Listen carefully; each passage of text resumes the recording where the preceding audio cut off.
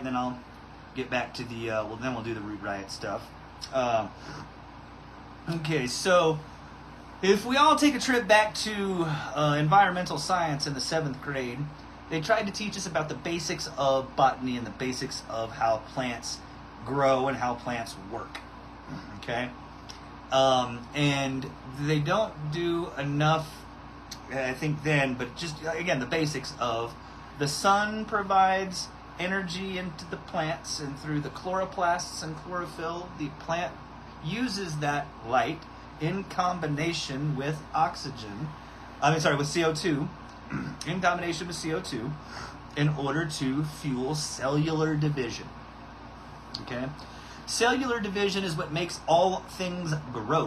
What makes you grow, it's what makes me grow, it's what makes our hair grow, it's what makes plants grow. That when things are growing, cells are dividing. Okay?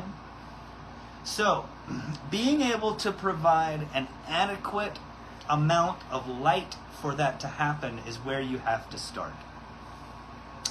Okay? These plants evolved in a place where it gets some of the highest natural DLIs, or daily light integrals, of anywhere on the planet, and that's going to be up near the Arctic Circle in the uppermost parts of our planet, that during the summertime months essentially get 9 months of sunlight. Now, it's not full, intense sunlight for 24 hours a day. No. The sun does wax and wane, and it dips towards the horizon, but there is a photosynthetic amount of light available for 24 hours a day for approximately 90 days, for approximately 3 months, okay? And so these plants are designed and have evolved evolutionary adaptations to not only, work in high DLI environments, but ultimately thrive in them. Okay?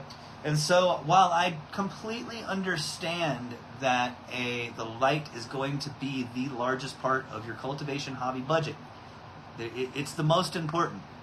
There's no way to really kind of get around that, is that in order to have cellular division occur at a rate that will do the things that you need to do, you have to have the proper fuel source. You have to have the proper amount of light. Okay, for that to happen, for that photosynthesis to occur, for one of the phenomenons in the natural world that is photosynthesis, you've got to have the light. Okay? Especially for these plants. All right?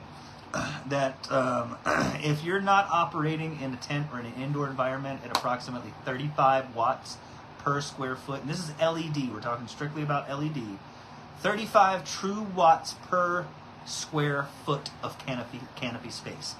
We've done the math, we've done the data, we've done the research, and we know that that's where you start to get, that's where the peak efficiency is, and where you're going to get the most rapid cellular division, and there's enough that you can check that box off when it comes to you can check that box off when it comes to the formula on how plants grow. Is that you've got light, you've got CO2, you've got the proper nutrients, you've got the correct, there's a checklist, okay?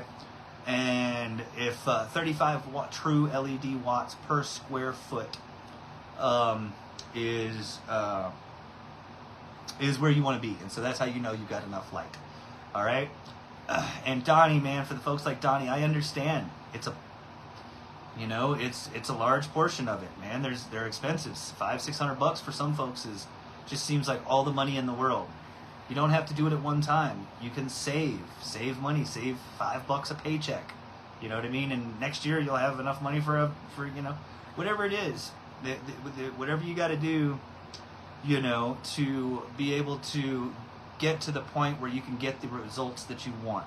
There's necessary equipment, and yes, you can get away, and you may have different standards. Again, it all goes back to, once y'all hear me talk about grow goals.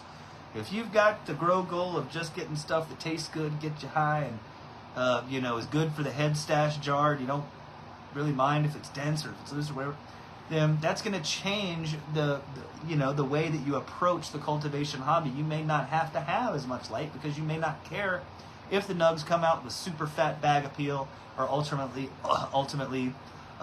you know, aesthetically pleasing enough to facilitate a sale in some sort, okay, or whatever the case may be.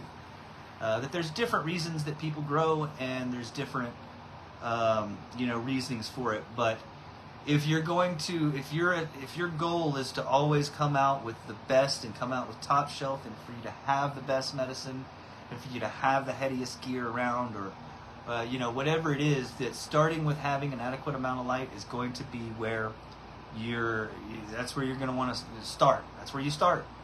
Okay, is getting enough light. I recommend Mo's indoor lighting because Mo has been fantastic to not only the group and being supportive and super amazing as a moderator. He's done just a super bang up job with his lighting company, and I'm sitting here literally almost eye level with one right now, and I just can't say enough about it. His lights are the best on the market right now, and that's with a combination of quality of parts and components to price to output and all the different things. Yeah, David, you know, HLG, they're good. And again, the Mo's indoor lighting that we're talking about, they use all the same level of quality, the top bend diodes, the top drivers, all of the things that HLG uses. He just doesn't have an entire huge publicly traded company that he has to support. It's just him. So the price is where it's going to get you a better deal and a better value with the Mo's lights. And he's always willing to talk to you. So that's always a good deal. Man, that dab kind of got me high. Oh yeah, cellular division and lighting, and it being a major component that a lot of folks try to go cheap on. They try to cut corners on. They try to do less than, and they're expecting you know, top-notch product and an ultimate super. It's going to be tough. Okay, so making sure that you have enough light is always going to be key. All right. What the hell else?